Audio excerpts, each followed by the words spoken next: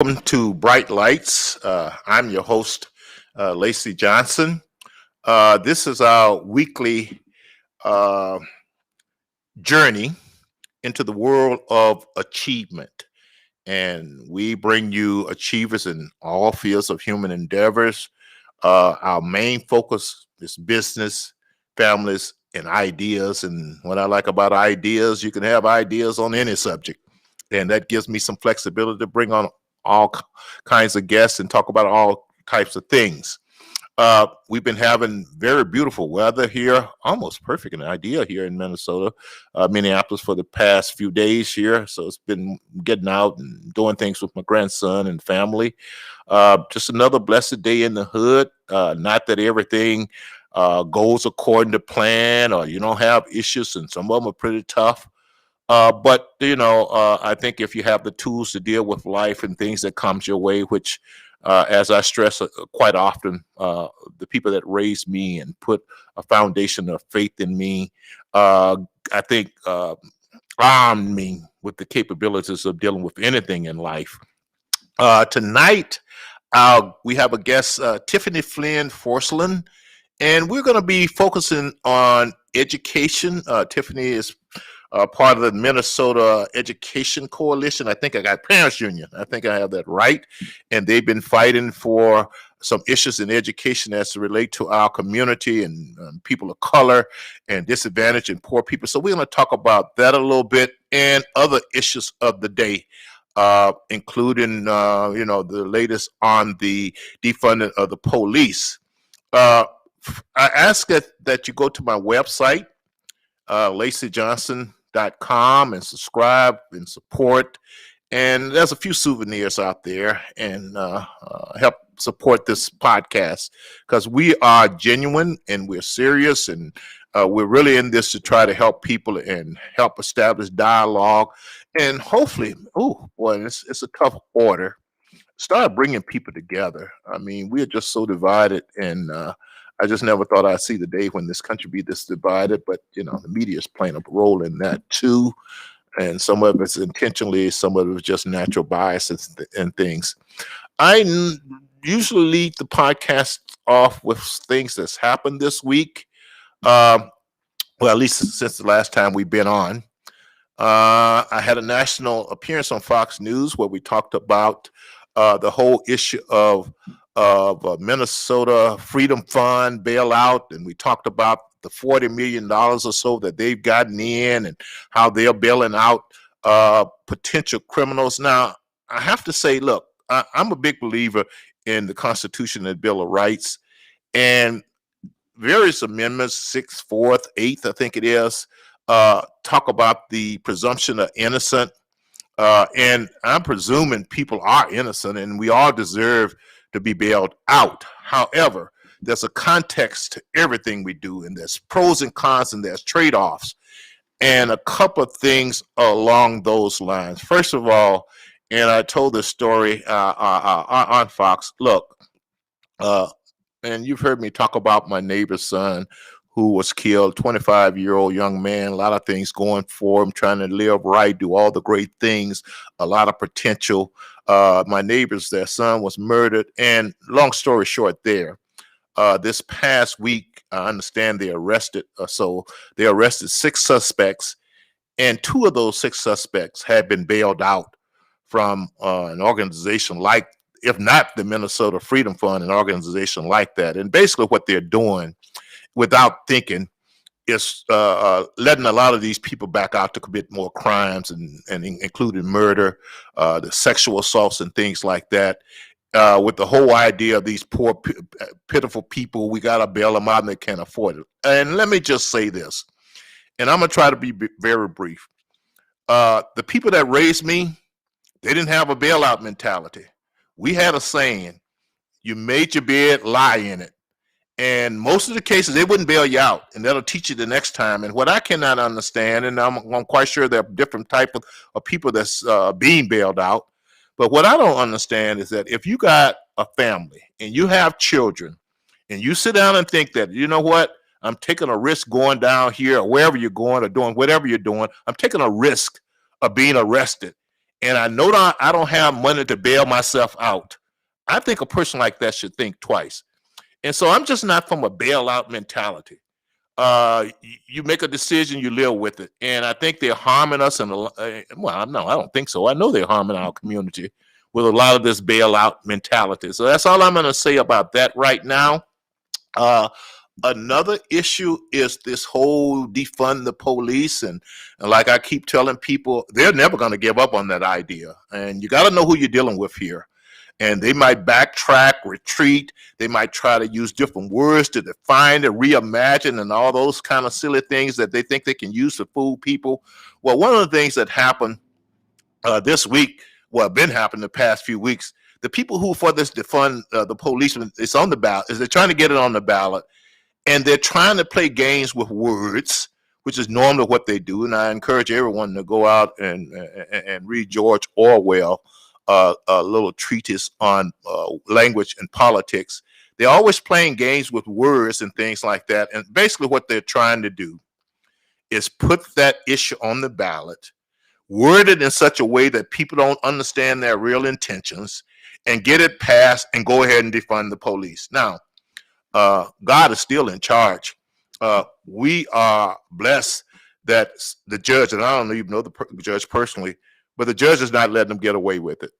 They keep trying to try little crazy things. And this is what's going on down at that insane asylum I call City Hall, where the inmates are in charge from the mayor and especially the city council. And there's a few exceptions to this. These people are basically crazy. I'm sorry. I don't know any other way to put it. I have some of my hardcore longtime Democrat friends who use even worse words than that because they realize that this is not for our community. And we're seeing a lot of crime going on. And the last thing I'm going to do, and one of the points I make to everyone, look, I live in this community. And when we start talking about a lot of these issues, whether it's education, crime, or whatever, this is not some type of partisan debate for me. This is not some type of philosophical discussion. It's not like some type of dining room type of dialogue. This is real life and death to me. And I know most of the people, a lot of the people that's affected by it. And the latest example is yesterday. I understand someone was murdered on the freeway here in Minneapolis. Long story short there, he and I shared the same barber. And so I'm normally 0 or 1 degree separated from a lot of these people being affected by this. And one of the reasons I'm out here trying to do what I'm doing, rather than getting up and enjoying coffee every morning, relaxing and traveling and things like that, because I'm trying to make a difference in the lives of these people and do something about a lot of these issues that's been going on for the past 40 years. So having said that, I'm going to bring on our guest, Miss Tiffini Flynn Forslund. Tiffini, welcome to Bright Lights. How are you doing this evening? Oh, I am good. How are you? I'm very well. You know, Wednesdays are normally long days for me. I hardly ever sleep past 4 or 5 o'clock in the morning. So by the time it gets this time of day, I'm winding down a little bit. But here's the thing, as I mentioned earlier, the cause and the motives and what we're trying to achieve give me energy and allow me to do this.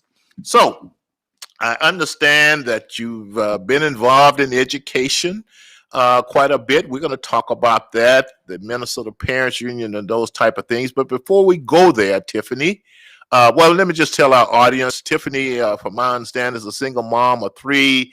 She lives in St. Paul, I think the Frogtown neighborhood. And those who locally here, we know about Frogtown neighborhood. And she has overcome many challenges and obstacles in life. And those are the type of people I like to have on this podcast, because that's what we're about. And I don't know about anyone else in the audience. Challenges and obstacles never intimidated me. I never used them as a reason or an excuse for not achieving my goals. I think it depends on me and the choices I make. It doesn't depend on the world. It doesn't depend on my enemies. It really depends on me and God.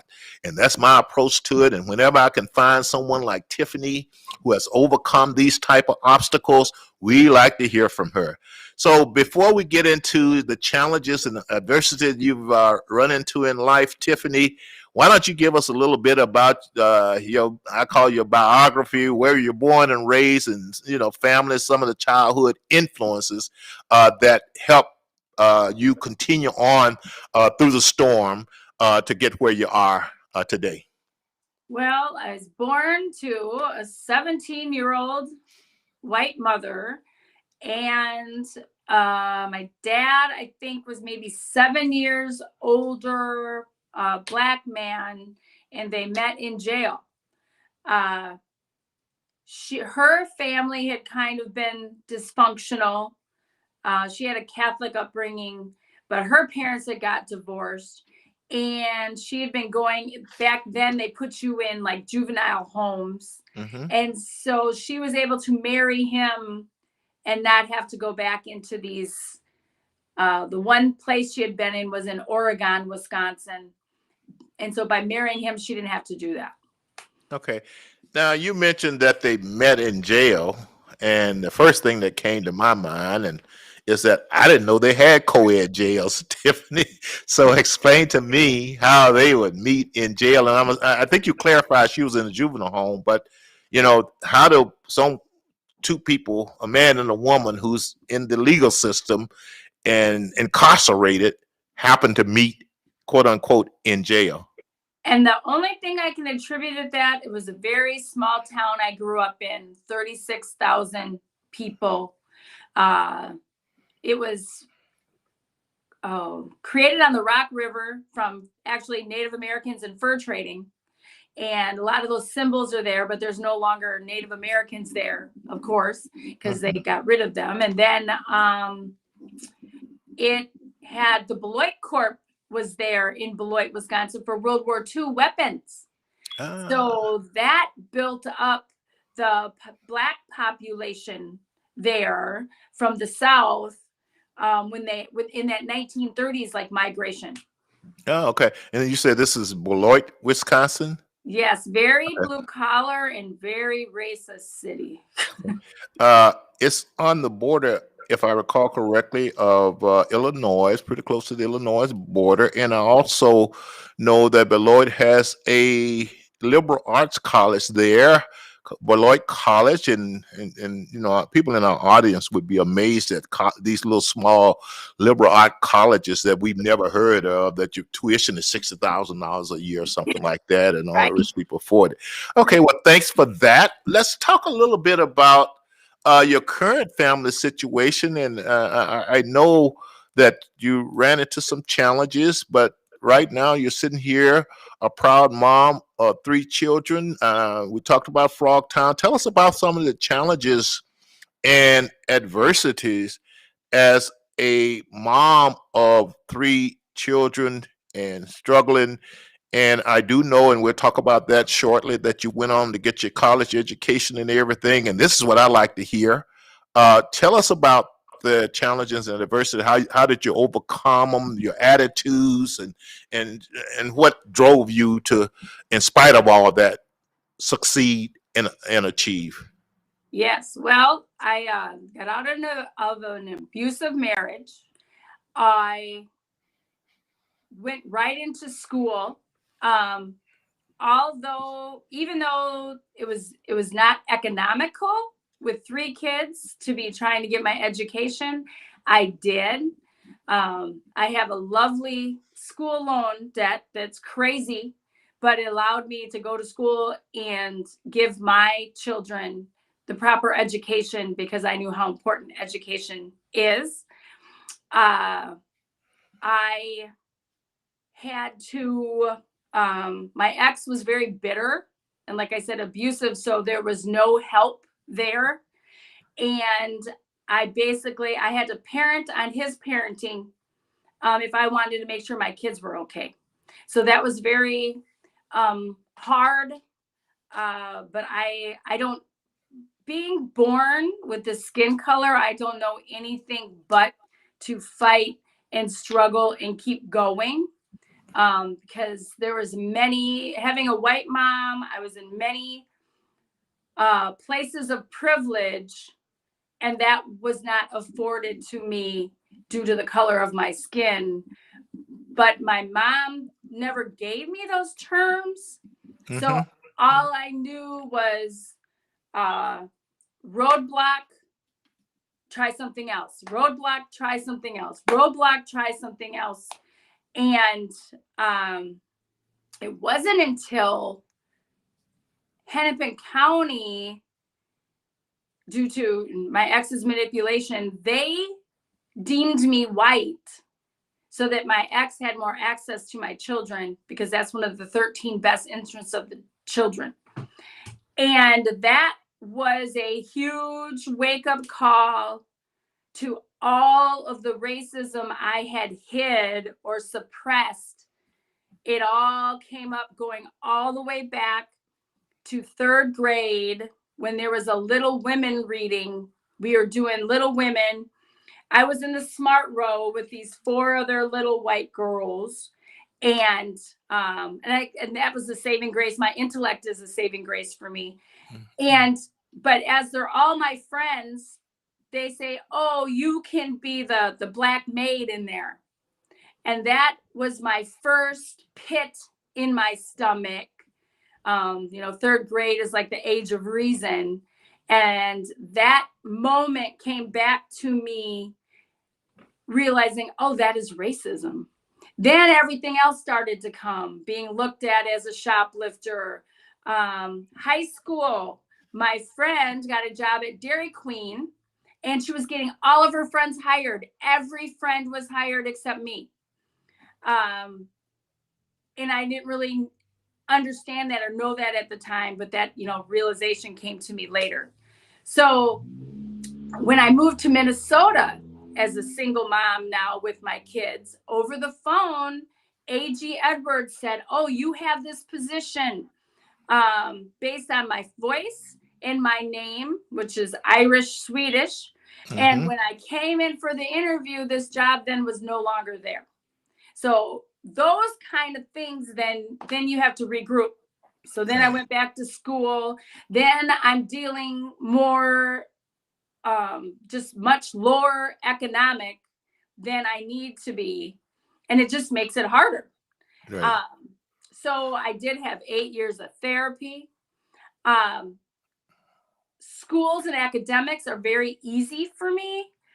I got into the urban teaching program at Metro State. And first I did Reading Corps. Reading Corps has all this community service in it. I did the Martin Luther King March. Lots of speakers. Andre Cohen spoke. Those things helped me. Then I got in the urban teaching program, and I started learning the real history. So taking and reflecting my past, my present, and everything going on around me, that was my toughest learning, getting rid of that societal bias we're born with. Right.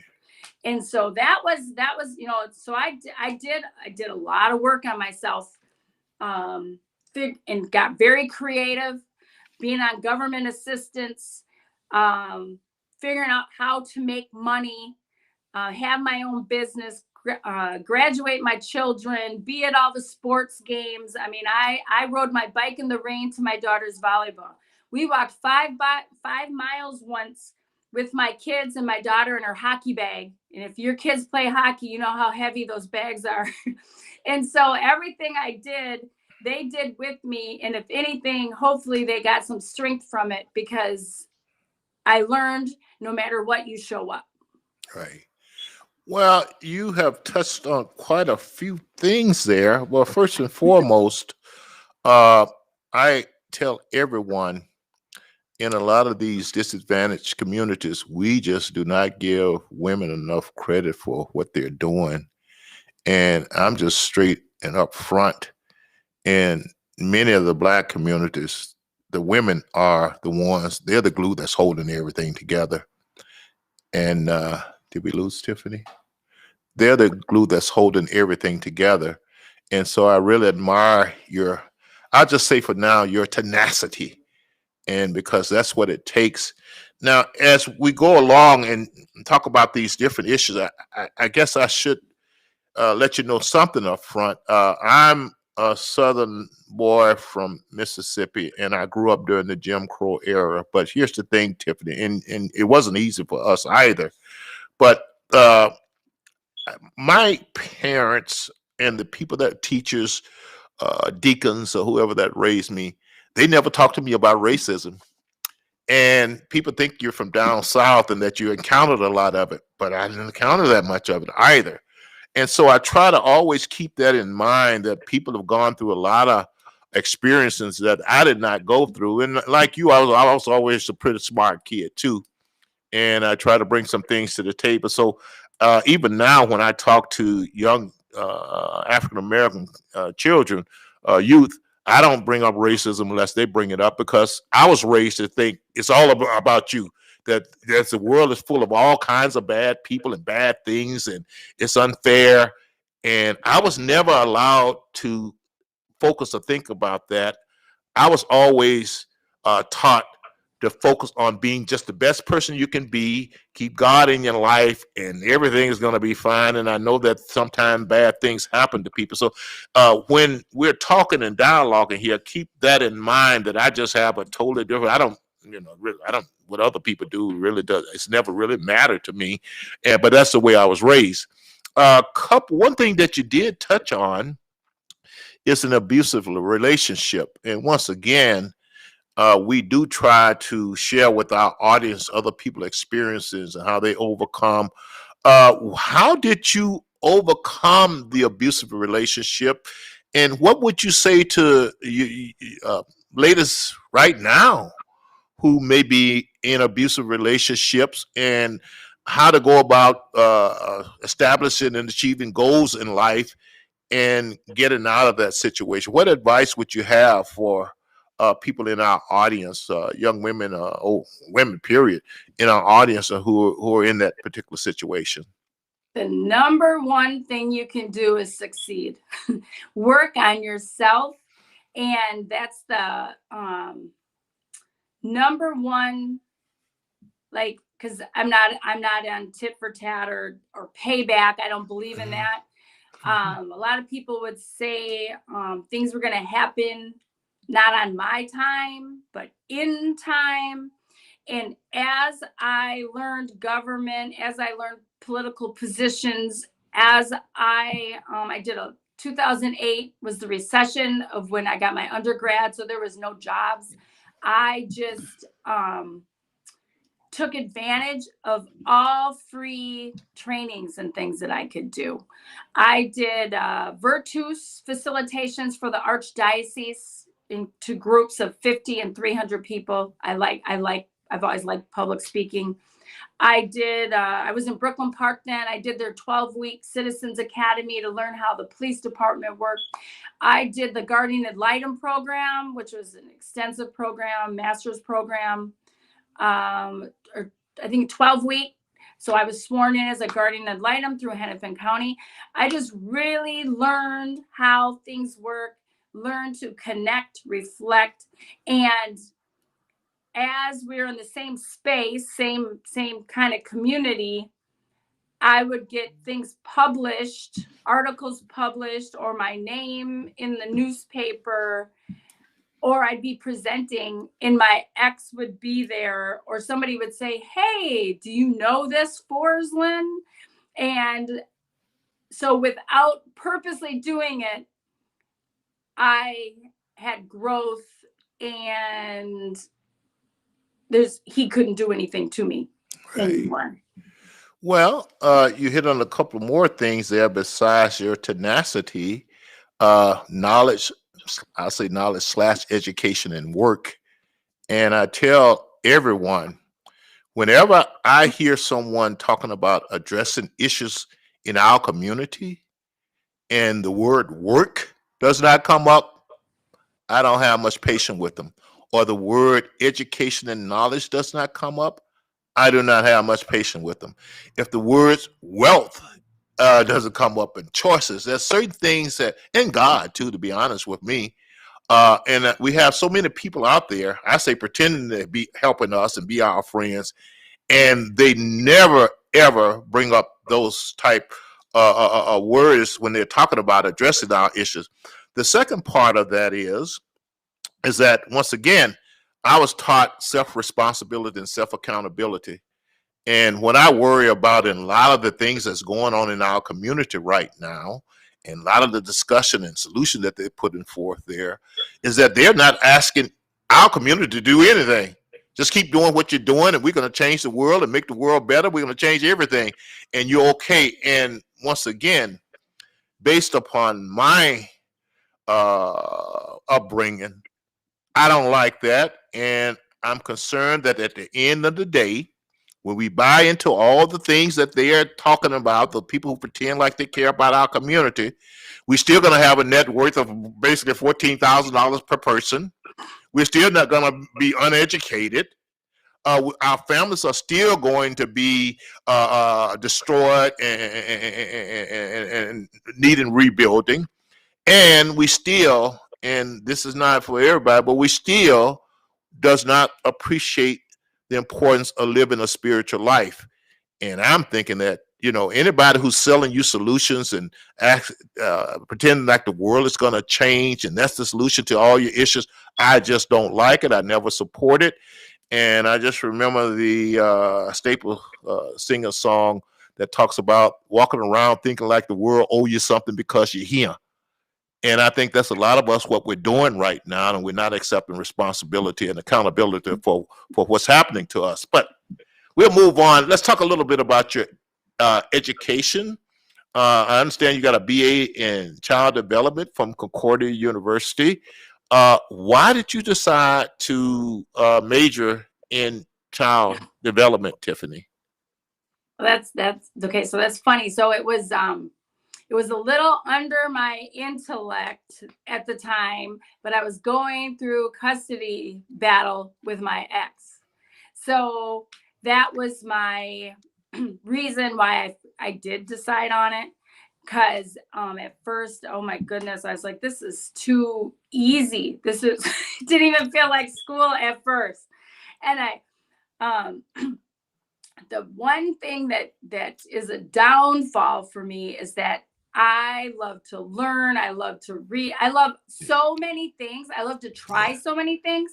So it's very hard to me to hone in on one. So I did do the child development.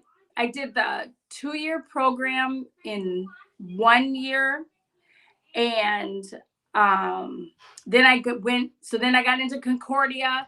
Then I had gone to school in many different places.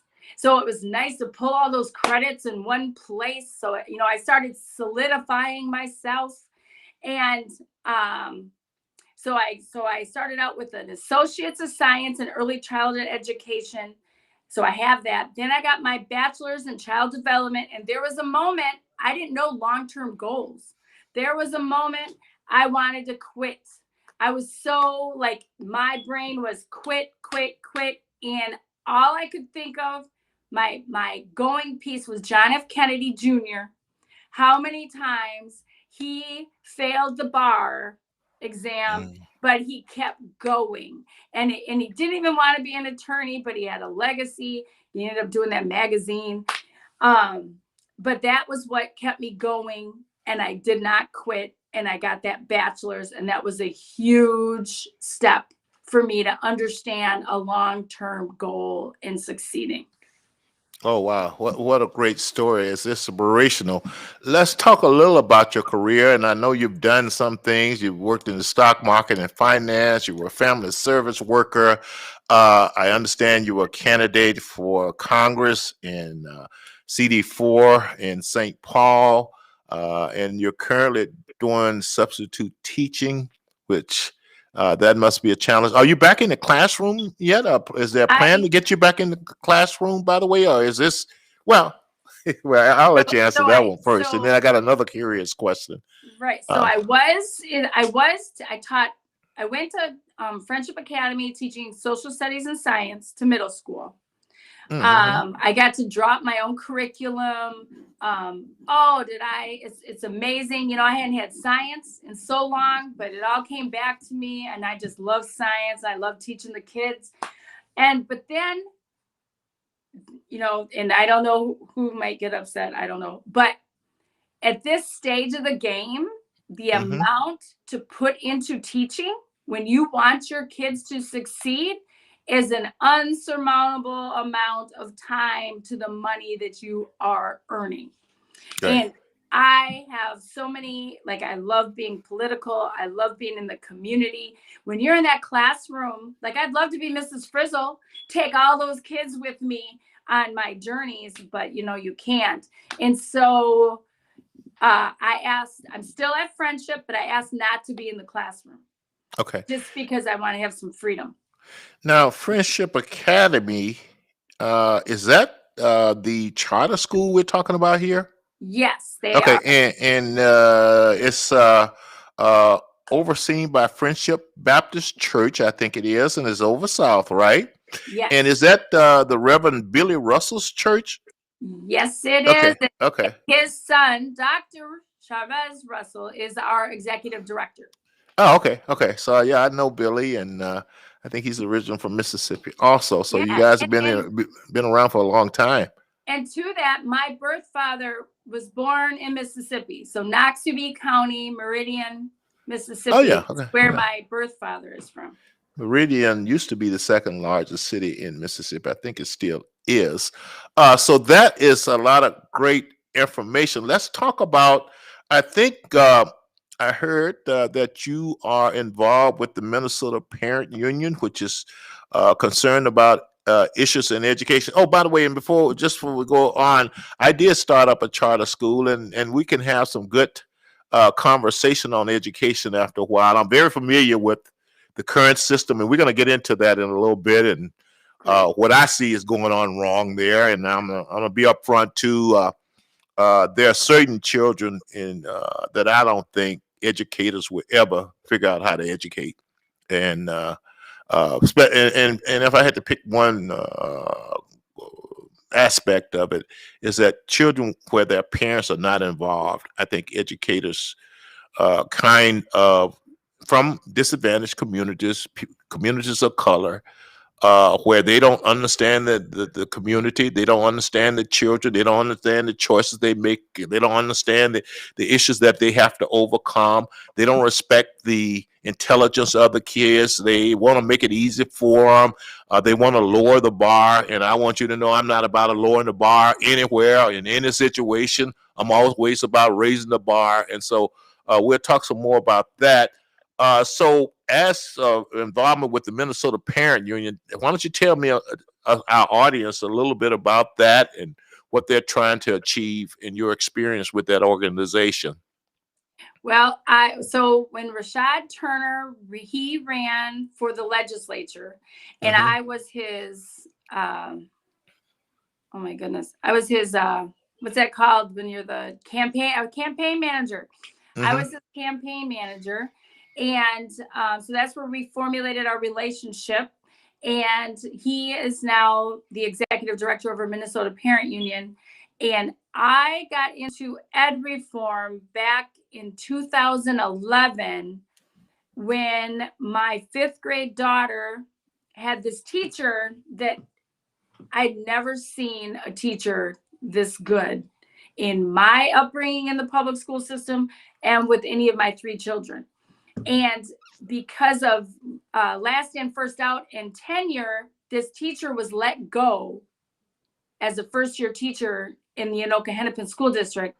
And he had 7 years experience, I think, over in Eden Prairie or something like that. And so I didn't understand it. So I wrote a letter to the MDE. I wrote a letter to the school board. I wrote a letter to the legislature. I was trying to understand if I thought education was about community. I really didn't understand that bureaucracy piece. Mm-hmm. And yeah, I learned a big lesson. And then at that time, Michelle Rhee had just did her reorganization in DC, and it was coming to Minnesota. So I became a heavy hitter in Students First. And the last in, first out bill went to the House and the Senate. It passed unanimously because it made sense, but Educate Minnesota has way too much money and power that Governor Dayton was very upset and he vetoed the bill. So it didn't go in with the omnibus bill with the US Bank Stadium. So since then, that got me in education reform. I've been, I actually have a lawsuit, Forslund versus Minnesota. We had 3 points and we won 2 points on education, but we didn't win the last in, first out. And that brings me to Minnesota Parent Union. We are about education reform, policy. I'm trying to think what our main pieces are. I'm a family advocate. We advise families on advocacy, strength. A lot of times, parents don't know how to stand up for their children within the school system. And the Page Amendment. So Minnesota Parent Union is pushing the Page Amendment. We'll be at the legislature trying to get that passed. And there's an article that came out that if the Page Amendment actually passes, Forslund versus Minnesota might be heading back to the courts for that opinion to be changed. Yeah. That's all good stuff. Let's you touched on a few things there. First of all, Educate Minnesota, if I understand it and recall correctly, that's the teachers union, right? Correct. So we have a governor who put the head of the teachers union in charge of the Minnesota Department of Education. And once again, and we'll talk some more, I think I know education a little bit. When I saw that, because I'm just gonna be upfront with you in the audience, I think the big problem is the teachers union. I think a big problem that they're a big problem in the education achievement gap. Until we get them out of the picture, it's not gonna go away. How do you feel about that, and how do Minnesota Parents Union feel about the teachers union and their role in, shall I say, being an obstacle to the education of our children? And yes, so our first rally or protest that we did is we did go meet at the Capitol, and we went and stood in front of Educate Minnesota building with a press to alert the community to what the union is doing, how it's hurting education versus helping it. Right. Sometimes it feels like it's securing a job versus educating a child. Yeah, and keep in mind, I got involved in starting up a charter school, coming from the corporate world where it's very competitive and people don't sit around and make excuses and stuff. You do whatever you have to do. If you don't get it done, somebody else is waiting. 10 other people's waiting there to get it done. And just the mindset of people in education. And one of my pet peeve was, and we had a great set of teachers, by the way. We started charter school in the inner city. I'd say 99% young, what they call at risk. I don't like that phrase. So black children.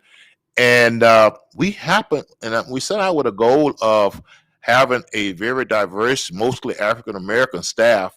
And we ended up with like a staff that was 75% young white females who had recently graduated, but they were great though. I mean, I have to give them, but they had proper leadership. And I saw the money and the time and effort that they put in. But we saw that the teachers union was really standing in the way. What are some of the things that the Minnesota Parent Union, what are some of the reforms and things that you're advocating for to get to improve the education of our young people here?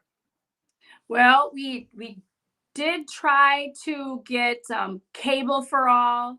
We were out in front of Comcast because if you don't have money, you can't afford internet. How are you supposed to do your homework? Right. believe we're going to be challenging some of the CDC that Minneapolis public schools are doing.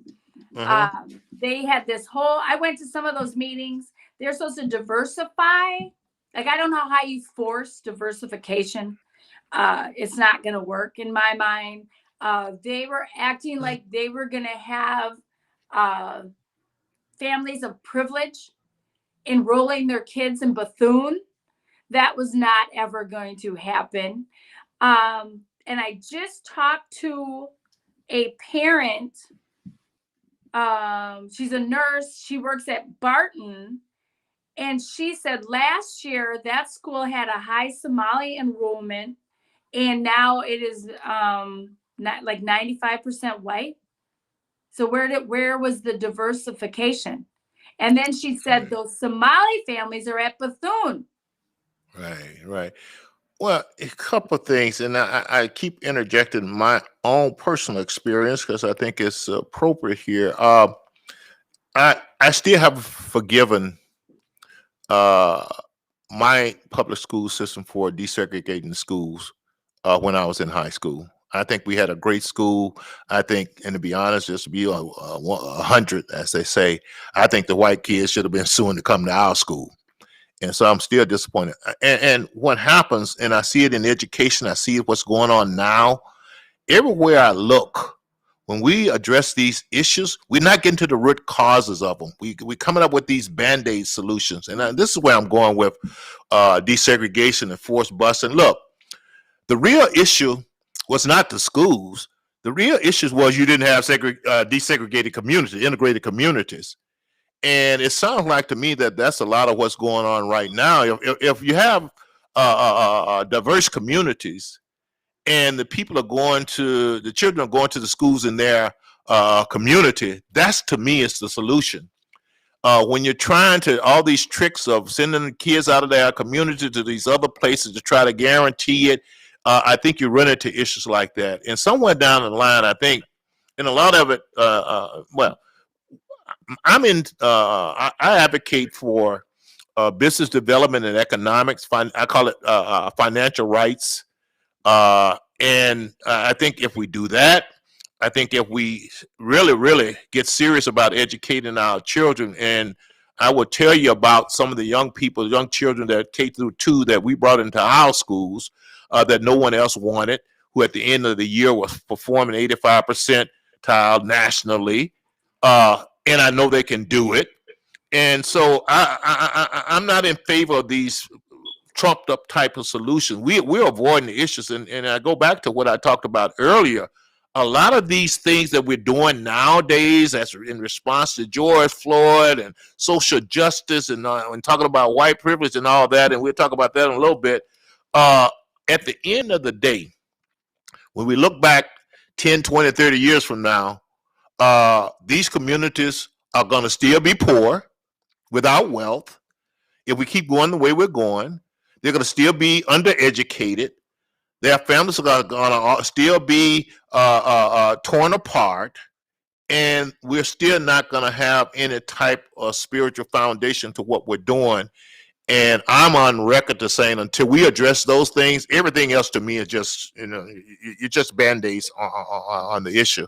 And the problem I have with a lot of people who pretend that they're on our side, they're not addressing the economic issues. And I read the definition of social justice where people going to redistribute wealth. Well, heck, I don't want you to redistribute wealth.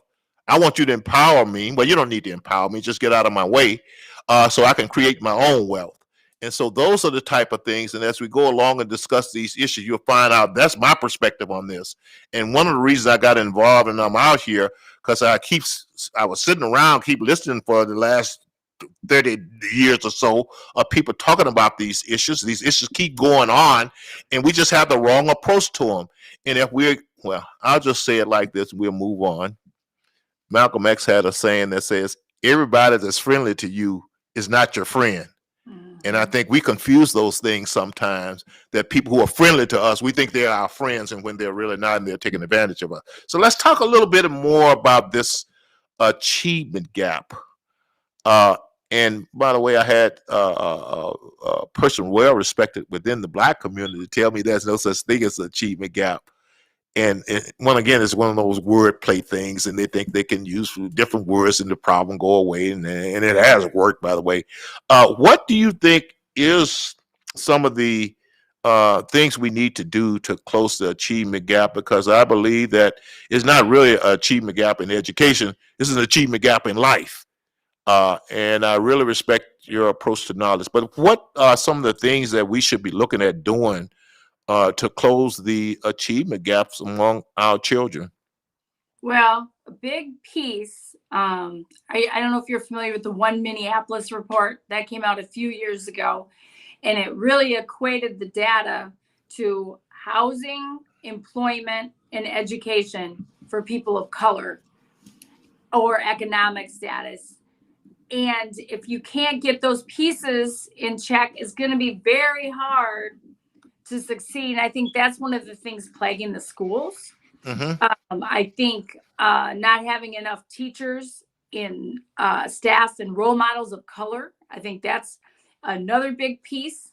When they don't understand, privilege doesn't understand. If as a student of color, granted, it's supposed to be the opportunity gap, and you're supposed to put yourself in certain places, and then they look at the behavior and then start judging the kids by behavior. But when you look at a student, they're not dumb kids, Right. And they see the power structure. What do they have to get educated for if there's not an opportunity? Right. And so there's a lot of pieces at play. They talk about wraparound schools. I'm in agreement with that. Get parents in the schools, have a computer. They can let them know about resources. I am in favor of that. Education does have to be a priority. I feel COVID kind of gave this to me when you had to teach online. You lost that classroom culture. I really felt what it alerted to me is you get all these kids that have all these other traumas. So education isn't seem that it's that important. Right. And you put all that in a building. Whoa, that building wants to combust. And you go to work, you feel that every day. And so how do we turn it around? I do my best to motivate. I do my best to role model. I think if they see it can happen, they will come. But if they're sitting in environments, which I've subbed in the public school system, I've seen a dean sit by a student who didn't like her teacher, but she had to sit there, not do work, and be disgruntled. That kind of thing is ridiculous to me. I believe as a teacher, it's your professionalism. You should make sure you have a relationship with every student so that they are learning at their best. There's just so many disconnects. Right. And when I did a paper, 2008 is the first time I could find the data showing the inconsistencies in the educational gap, and it's 2021. Right. And it got worse. I think last year the data got worse. Right. So whatever they think they're doing, or it's not working. Right.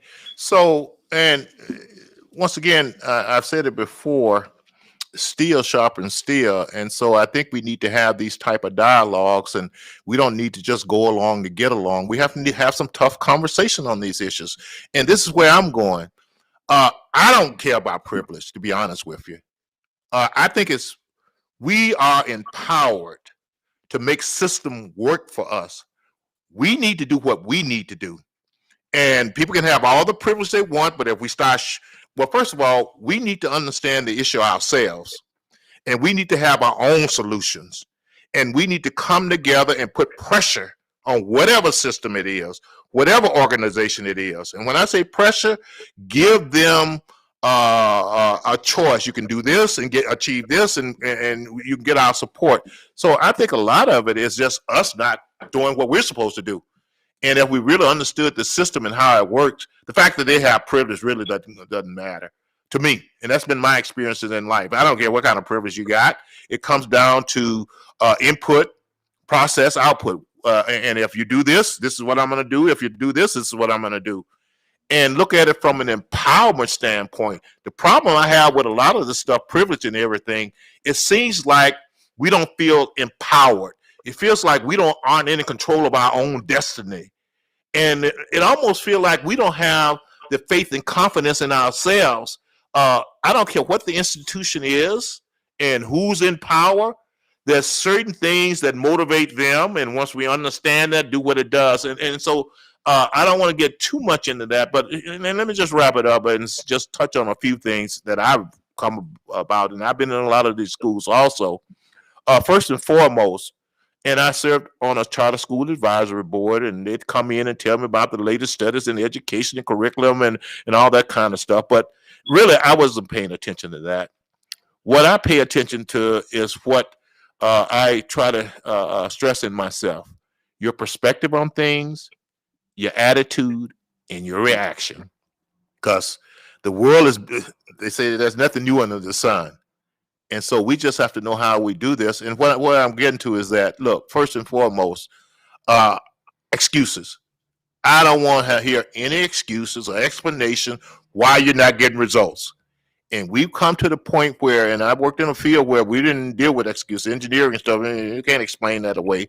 We've gotten to the point that we let people talk us out of holding them accountable. And so I don't like that. So even in education, I don't want to hear that we're not educating your children because your parents aren't involved. I don't want to hear we're not educating your children because they're poor or from some single parent. I don't want to hear any of that. All I want to hear is that you've educated our children. Anything less than that, to me, I'm going to come to the conclusion that you don't know what you're doing. I don't care how many degrees you have in education, PhDs, and how many years you've been teaching. So first of all, just the attitude. We're going to educate these children, period. I don't want to hear anything else. Secondly, and some of the things I see is just the attitude towards our children. I mean, I have actually sit in meetings at the Minnesota Department of Education, and to me, they're asking silly question is like, what kind of standards are we going to have for these inner city kids? Same standards that you have for everyone else. And I could go on forever, but I'll just deal with another thing: discipline. I've just been in too many schools where not only don't they understand the children, they're afraid of the students.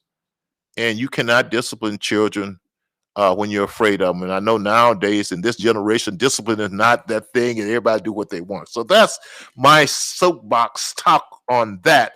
Let's talk about one other thing that's been in the news recently with education. Critical race theory. How do you stand on that, Tiffini? Well, I just seen, let's see, two people I seen. I saw the one woman from Detroit. They got everybody kind of uprising over her words. And then I just seen this other gentleman just the other day. And so I don't know how much I'm there. I mean, I just want to go back to how I use privilege and what you said. Right. I was teaching my 5th grade class, all students, African-American, descendant of slaves. And I was teaching Mahmoud's book. Professor Mahmoud, love him. And we were equating Kaepernick to Baldwin. Message is kind of the same. And that was kind of, because I hate the black-white piece. And so we were deciphering and coming up with our own terms. And that was where we kind of, what we got to was calling it people of privilege, kind of knock out the color piece and equate it in terms that was more general talking, change of vocabulary. Right. And then as far as, what did you ask me again? What do you feel about critical race theory and the fact that they're pushing that in a lot of school districts across the country? And I listen. Okay, so I listen. I have to hear. I have to analyze.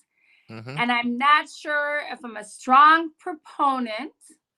I know with my personal journey, I'm sure I was a piece of that. 14 years working in the stock brokerage industry, Mm-hmm. I was probably more in that frame of mind. Right. It was really 34, getting divorced, when a different reality hit me, and now I'm more social justice. My heart is more in those places. So I'm not, I don't know. I'm not in complete disagreement. Mm-hmm. I feel you work hard, you can get it. Mm-hmm. I've always lived by that. Where there's a will, there's a way. Right. Look at Tiger Woods from a baby. Right. The tennis players from a baby. Hard work pays off. Never give up. So while I don't know how much I'm in that camp, I feel there's bigger pieces. If you look at the healing journey, 400 years of slavery, trauma, technically we got to go 400 years before we're to some sort of a different culture of being. You bring up a good point. Boy, we could talk some more. We'll have a follow-up here. You talked about the 400 years of slavery, but in a lot of ways, it's like your personal experience with the domestic abuse. If you focus on that rather than what's in front of you and what you're trying to achieve, if you're not careful, it can negatively impact your ability to achieve. And when I talk to people, I give the example of you're here in Minneapolis and you got another city you want to, let's pick Kansas City. You should focus on where you're trying to go to. And when you are looking back 400 years, to me, you're spending time looking out the back window of your car rather than straight ahead and thinking about where you're trying to go to. Not that you shouldn't sometime, and not that every once in a while you should not look in the rear of your mirror. But my thing is, make sure your car is in working order. Make sure you got gas money, and focus on where you're going, not where you came from. Number one, and to be honest with you, things like critical race theory and white privilege, to me, that's like looking out the side window rather than focusing on what you're trying to achieve in life. And I speak from personal experience. And once again, I go back to the fact that I was taught just to focus on what you wanted to get out of life and what you need to do to get there. And this is getting into the critical race theory, and I'm against it. I call it everything from silly and everything. Not that I don't respect what we've been through and what we've suffered as people, but to me, once again, perspective, attitude, and how you react. And I think we already talked about the achievement gap, where our children don't even know how to read, write, arithmetic, the 3 R's we call it. And I tell everyone, and it's true, the saddest story I've ever come across in education is this beautiful young black girl in the 9th grade reading at a 1st grade level. And so I think it's just a distraction, and I might even be tempted to call it a scam. You come to me and talk to me about critical race theory when our children can read, our children can write. When they graduate from high school, they're reading and writing at the grade level. Then you can come and talk to me about this other things that you're talking about. Your job is to teach our kids the skill that they need to be successful in life. And I think critical race theory might be preparing them to be protesters, but prepare them to be engineers and physicists and mechanics and carpenters and stuff. And so the critical race theory is just an excuse. It's another built-in excuse when our children don't succeed successfully in K through 12. And really, when our children graduate from high school, they should be motivated to go on to post-secondary education or motivated to start their own business or whatever.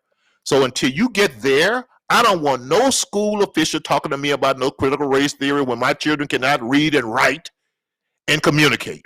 So that's where I am on that. And I think it's another scam that they're getting ready to run on us.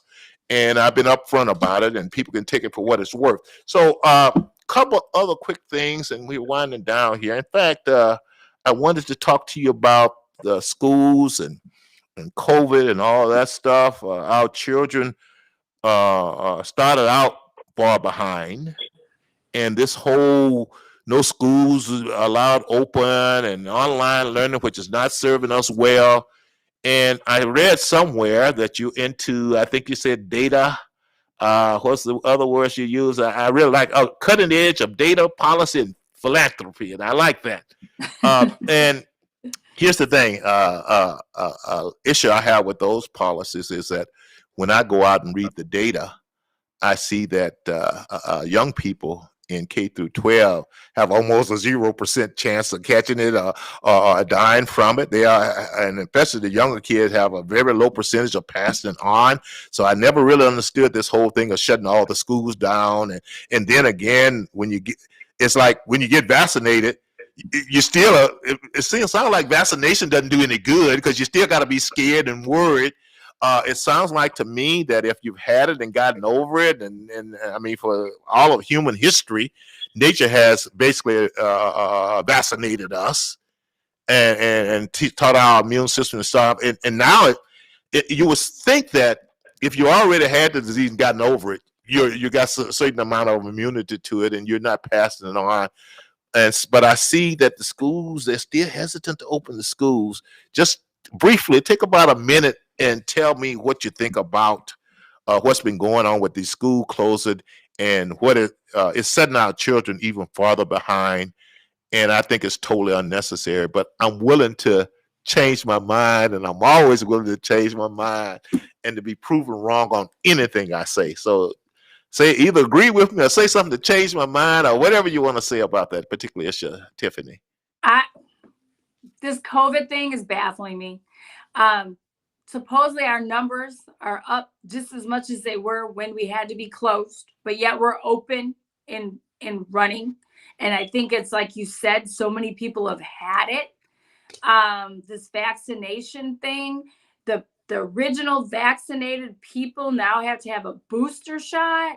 Like, and I know I talked to parents, private institutions did not close. Like Notre Dame was still open. All the Catholic parochial schools, they stayed open through COVID.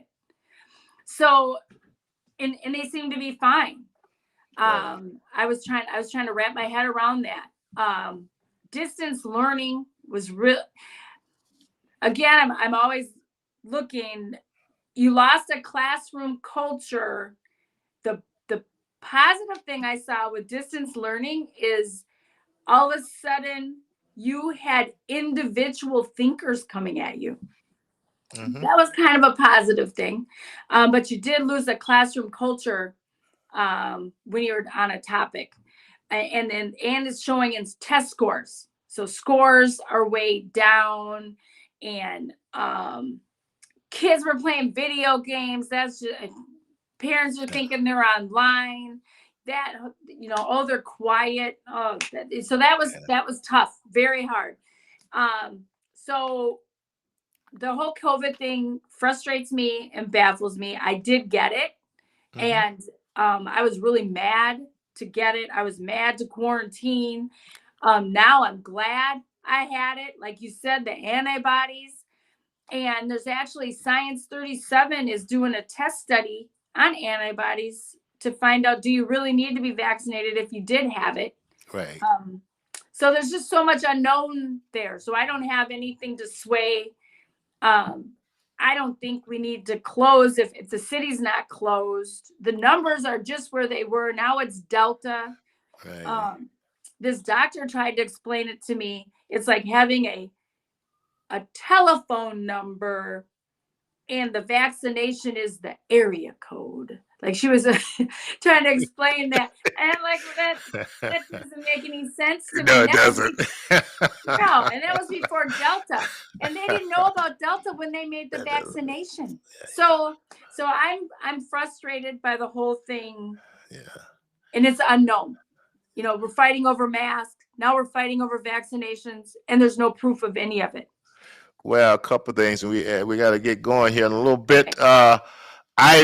And you said you're glad you got it. My attitude all along, let me get it and get it over with and get my antibodies and immunity and move on with my life. And I know a lot of people don't that, but I'm like you though.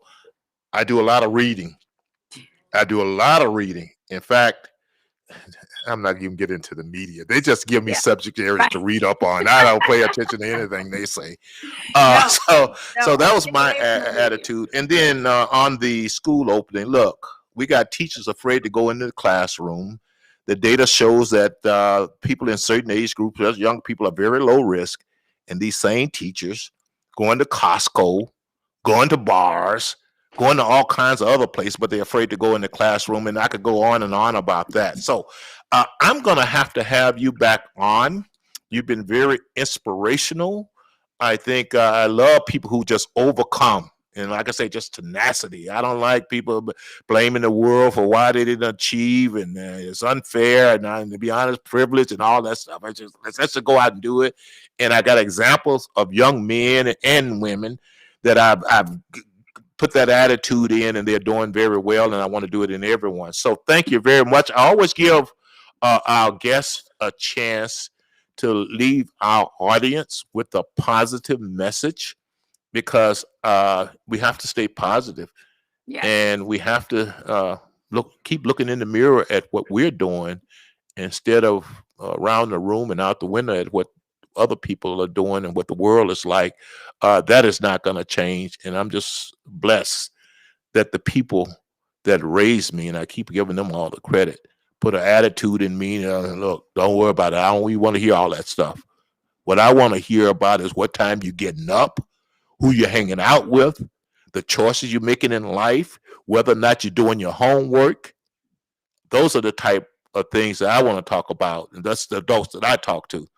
Except right now, our young children with the internet, TV, not having two parents in the home, they're hearing about their victims and how the world is unfair and what happened 400 years ago and blah, blah, blah. And I'm seeing the impact that it's having on our children. But I will give you a chance to clean up everything I just said and leave our audience with a very positive message. And thank you very much for coming on, Tiffini. But leave our audience with a positive message. Thank you. And I guess I'm just going to go simple. Where there's a will, there's a way. That has been my motto since I was a child. I spent hours in the library, and I feel that you can conquer whatever you want. You just don't stop. You just keep going. And positivity is the key. Yeah. Mm-hmm. Positive brings positive. Yes. So thank you very much. I'm going to have you back on. I promise that we're going to talk some more about some other issues. We'll talk a little bit more about the Minnesota Parent Union. I think I heard somewhere you requested a meeting with the governor and was turned down and all those different type of things. So we didn't get a chance to touch on all the details that I would have wanted to, but you have been wonderful. You're an example of the glue. I call it the glue that's holding this community together. And we really appreciate your effort. And we'll talk about your children next time too and what they're doing, because at the end of the day, and I tell everyone, when you have children, if you don't change the way you look at life, if you don't change your behavior, then you really don't appreciate your role and the importance of it. And as Jackie Kennedy of NASA said, if you fail at that, nothing else really matters.